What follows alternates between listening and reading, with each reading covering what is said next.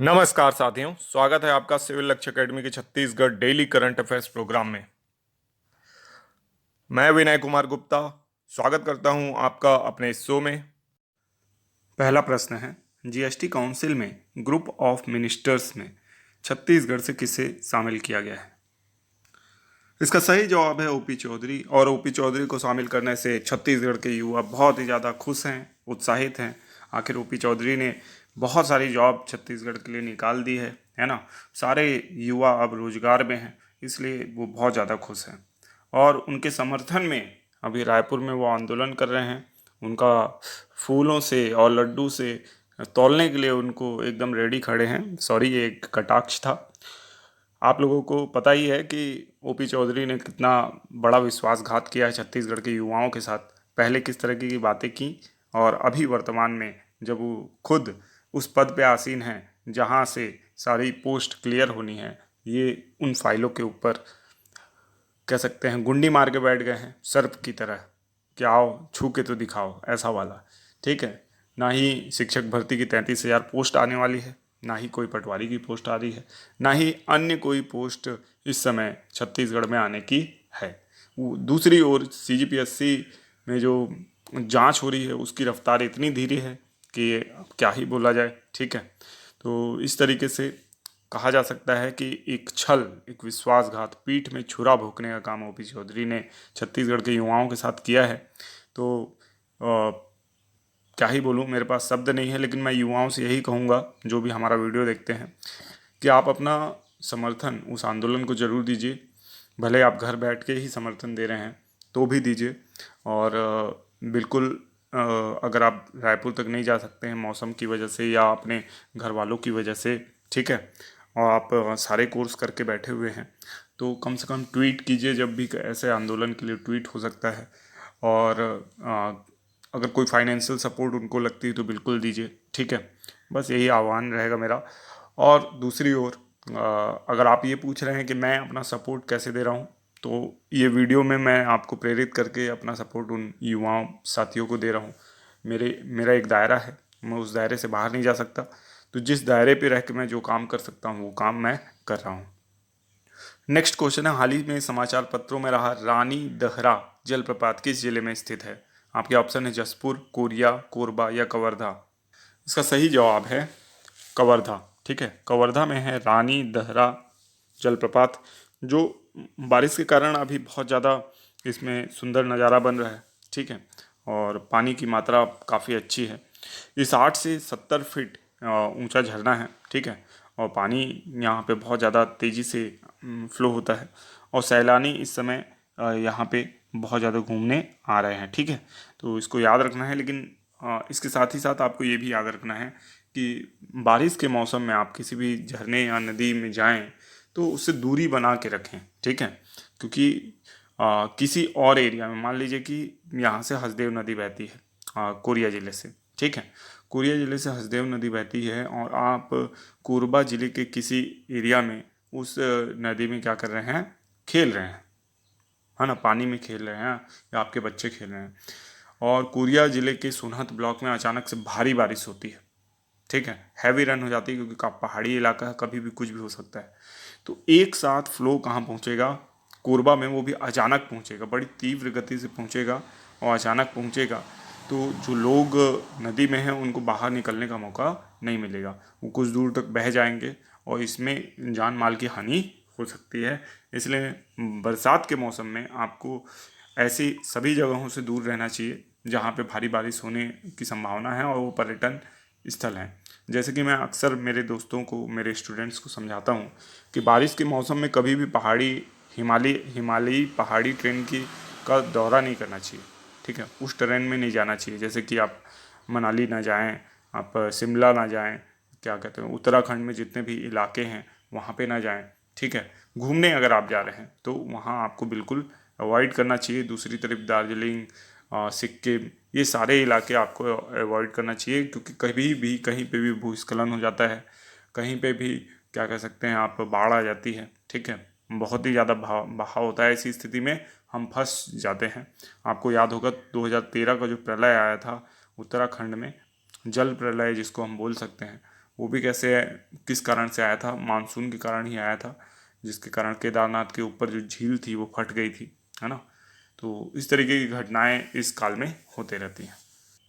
Next question है, Joe Biden के पीछे हटने के बाद राष्ट्रपति उम्मीदवार कौन बना है, जो बाइडेन के स्थान पे कौन बना है। तो इसका सही जवाब है कमला हैरिस, जो भारतीय मूल की कमला हैरिस है, रिपब्लिकन पार्टी से अब वो उम्मीदवार हैं, जबकि डेमोक्रेटिक से आप डोनाल्ड ट्रंप को देख ही रहे हैं, ठीक है। तो इन दोनों का अब क्या होने वाला है, सामना होने वाला है, जिसमें डोनाल्ड ट्रंप ऑब्वियस सी बात है बहुत ज़्यादा आगे चल रहे हैं, क्योंकि जो बाइडेन ने बहुत ही ज़्यादा नाम खराब कर लिया अपना, है ना, और उनकी पार्टी का, ठीक है। तो भी अमेरिकन चुनाव है, ये हम याद रखिएगा, इंडिया के चुनाव की बात नहीं कर रहे हैं, अमेरिका के चुनाव की बात कर रहे हैं। जो बाइडेन वहाँ के राष्ट्रपति हैं वर्तमान में, और अगले उम्मीदवारों से अपना उन्होंने नाम पीछे ले लिया है। नेक्स्ट क्वेश्चन है, ओलंपिक में पुरुष एकल बैडमिंटन के सेमीफाइनल में पहुंचने वाले पहले खिलाड़ी कौन हैं। तो इसका सही जवाब है लक्ष्य सेन। तो लक्ष्य सेन का नाम याद रखिएगा। पुरुष एकल बैडमिंटन में सेमीफाइनल में पहुंचने वाले वो भारत के पहले खिलाड़ी बन गए हैं। उम्मीद करते हैं कि ये कोई पदक लेके आएँ भारत के लिए, स्वर्ण पदक लाएँ तो और भी अच्छी बात है, लेकिन कोई ना कोई पदक इनको मिले ऐसी हम आशा करते हैं। नेक्स्ट क्वेश्चन है, किस आरक्षण में क्रीमी लेयर लागू करने का फैसला सर्वोच्च न्यायालय ने दिया है। तो इसका सही जवाब है ST/SC आरक्षण। ST/SC आरक्षण में क्रीमी लेयर लागू करने का फैसला सर्वोच्च न्यायालय ने दिया है।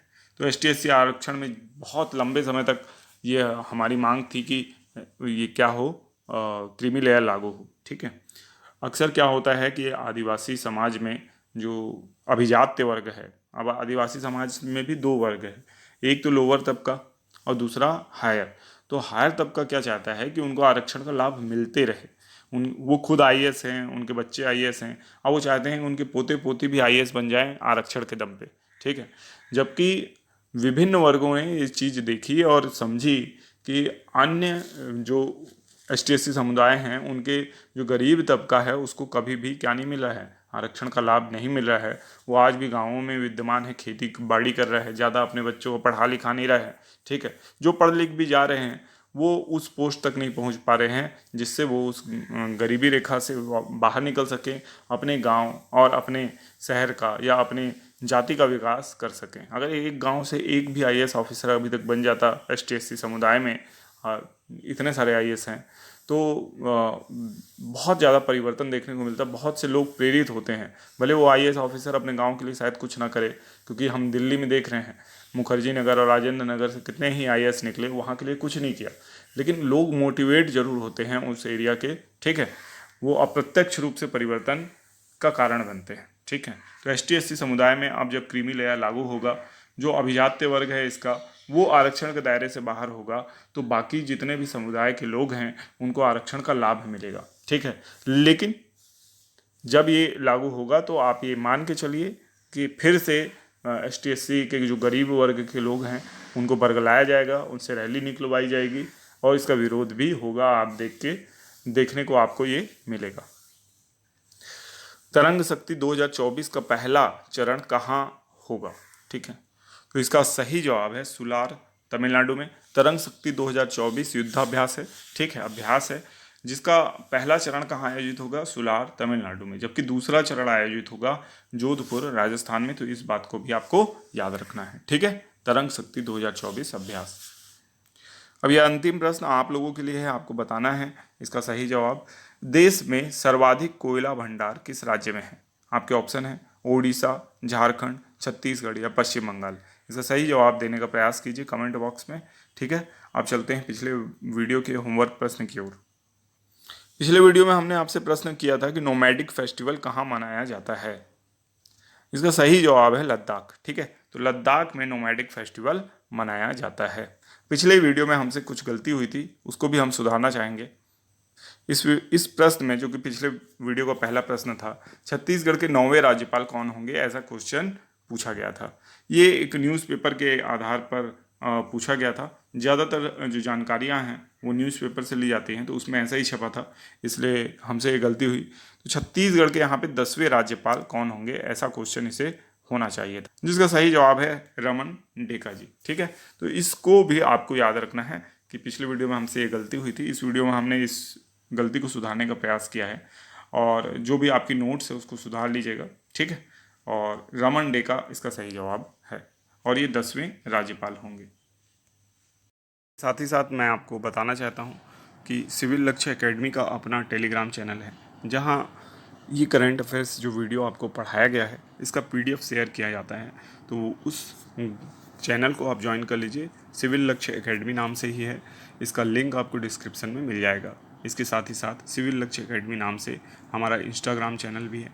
इंस्टाग्राम में अगर आप हैं तो हमें ज्वाइन करके हम सपोर्ट कर सकते हैं, वहाँ से भी आपको कुछ नॉलेजफुल वीडियोस प्रोवाइड कराई जाएंगी, शॉर्ट्स प्रोवाइड कराया जाएगा, तो उसको भी आप ज्वाइन कर लीजिए। साथ ही साथ एक्स में अगर आप हैं, एक्स मतलब ट्विटर में अगर आप हैं तो ट्विटर में भी हमारी प्रोफाइल बनी हुई है सिविल लक्ष्य एकेडमी। अभी उसमें फॉलोअर्स नहीं होंगे, तो आप हमें सपोर्ट करके हमारे फॉलोअर्स वहाँ पे भी बढ़ा सकते हैं। ठीक है, तो सिविल लक्ष्य एकेडमी इस नाम को याद रखिए। इसी नाम से आपको फेसबुक, इंस्टाग्राम, ट्विटर एवं टेलीग्राम चैनल में क्या मिलेंगे, और प्रोफाइल्स मिलेंगी, चैनल्स मिलेंगे। ठीक है, थैंक यू। छत्तीसगढ़ के मनीष श्रीवास्तव को किन खेलों के लिए ऑब्जर्वर बनाया गया है? तो इसका सही जवाब है पेरिस ओलंपिक। ठीक है, तो ऑप्शन ए इसका सही जवाब है। गुरु घासीदास केंद्रीय विश्वविद्यालय के एसोसिएट प्रोफेसर और छत्तीसगढ़ हॉकी संघ के महासचिव मनीष श्रीवास्तव पेरिस ओलंपिक 2024 में शामिल होने फ्रांस जाएंगे। हॉकी इंडिया ने मनीष श्रीवास्तव को पुरुष हॉकी का ऑब्जर्वर नियुक्त किया है, भारतीय पुरुष हॉकी का। ठीक है, तो इसको याद रखना है आपको। नेक्स्ट क्वेश्चन है, हाजरा जलप्रपात किस जिले में स्थित है? ठीक है, तो इसके बारे में आपको पता होना चाहिए। तो इसका सही जवाब है राजनांदगांव। हाजरा जलप्रपात जो है वो राजनांदगांव में स्थित है। राजनांदगांव के डोंगरगढ़ में हाजरा जलप्रपात स्थित है, और ये जलप्रपात 150 फीट की ऊंचाई से गिर रहा है। ठीक है, और 3 राज्यों के पर्यटक यहाँ आ रहे हैं। ठीक है, और बहुत ही खूबसूरत ये जलप्रपात है, इसलिए बारिश के दिनों में यहाँ पानी भी बहुत अच्छा रहता है, इसलिए बहुत ही खूबसूरत जलप्रपात होने के कारण हरे भरे जंगलों और बड़े पहाड़ों सुरंगों से घिरा हुआ है। ठीक है, इसलिए यहाँ पे बहुत ज़्यादा अब पर्यटक या सैलानी आ रहे हैं। किस राज्य में है? छत्तीसगढ़ में। किस जिले में है? राजनांदगांव में, और डोंगरगढ़ क्षेत्र में यह स्थित है। ठीक है, नेक्स्ट क्वेश्चन है, विश्व बाघ दिवस कब मनाया जाता है? तो इसका सही जवाब है 29 जुलाई को। 29 जुलाई को विश्व बाघ दिवस मनाया जाता है, इसको याद रखना है आपको। ठीक है, छत्तीसगढ़ में कितने बाघ अभयारण्य यानी टाइगर प्रोजेक्ट हैं कह सकते हैं, बाघ परियोजना छत्तीसगढ़ में 3 है ना। आपका इंद्रावती राष्ट्रीय उद्यान, इसके अलावा अचानकमार अभयारण्य, वन्यजीव अभयारण्य, सीता नदी उन्नति अभयारण्य। ठीक है, तो ये तीनों मिला के क्या हैं आपके टाइगर प्रोजेक्ट हैं हमारे यहाँ, तो इसको याद रखना है। नेक्स्ट क्वेश्चन है, बहुत ही फेमस क्वेश्चन है, आप सबको पता होगा। पेरिस ओलंपिक 2024 में भारत को पहला पदक किसने दिलाया? तो इसका सही जवाब है मनु भाकर। ठीक है, तो मनु भाकर का नाम आप सभी को पता होना चाहिए। इन्होंने भारत को पहला क्या दिलाया है? आपका पदक दिलाया है। किस क्षेत्र में दिलाया है? तो शूटिंग के क्षेत्र में इन्होंने भारत को पदक दिलाया है। मनु भाकर, इनका नाम आपको याद होना चाहिए। तो इनकी प्रतियोगिता कितने की थी? तो 10 मीटर एयर पिस्टल में इन्होंने ब्रॉन्ज मेडल जीता है। कौन सा पदक भारत ने जीता है? तो कांस्य पदक भारत ने जीता है। इस बात को भी आपको याद रखना है। ठीक है, अच्छा, मनु भाकर के बारे में एक खास बात ये भी है कि मनु भाकर ने 2 ब्रॉन्ज मेडल जीत लिए हैं। एक स्वरूपजीत सिंह के साथ जोड़ी में भी जीता है 10 मीटर एयर पिस्टल प्रतियोगिता में, और ये टीम प्रतियोगिता में भारत के द्वारा जीता गया पहला कोई पदक था। तो ये 2 ब्रॉन्ज मेडल हमारे लिए मनु भाकर ने लाया है। ठीक है, तो इनके जोड़ीदार का नाम भी याद रखिएगा, है ना। तो मनु भाकर को याद रखना है, बहुत ही इंपॉर्टेंट पर्सनैलिटी हो गई है। नेक्स्ट क्वेश्चन है, सुप्रीम कोर्ट ने पहली लोक अदालत का आयोजन कब किया? तो इसका सही जवाब है 29 जुलाई को सुप्रीम कोर्ट ने पहली लोक अदालत का आयोजन किया। ठीक है, ज़्यादातर फैमिली मामले जो होते हैं उसको निपटारे के लिए लोक अदालत लगाई जाती है। हालांकि ये अदालतें लोअर कोर्ट और हाई कोर्ट में लगाई जा चुकी थी, लेकिन सुप्रीम कोर्ट ने इसे पहली बार लगाया 29 जुलाई 2024 को, इसलिए विशेष दिन है और इस दिन पहली बार सुप्रीम कोर्ट ने ऐसा किया, इसलिए ये क्वेश्चन आपके किसी भी एग्जाम में। Thanks for watching, God bless you all.